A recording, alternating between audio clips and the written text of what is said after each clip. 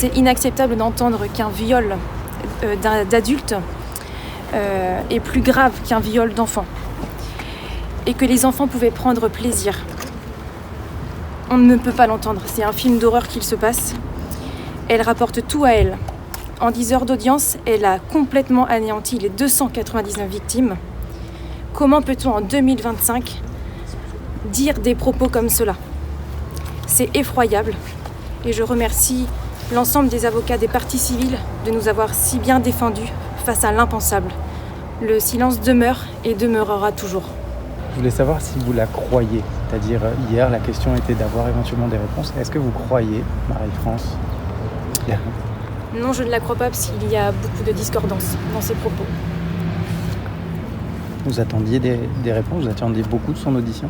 On attendait beaucoup de son audition, mais on s'est cru dans un film, dans une pièce de théâtre. Je pense que oui, l'indignation, vraiment, une posture qui a fait énormément de mal aux victimes. C'était insoutenable et nous, avocats, on réagissait à chaud et on se demandait comment nos clients dans l'amphithéâtre pouvaient vivre les choses. Moi, c'est l'indignation. Il y avait quand même un certain jeu de mise en scène à son arrivée. On a compris que manifestement, elle s'était comportée de la même façon au procès de Sainte. Moi, je n'y étais pas, donc je ne le savais pas.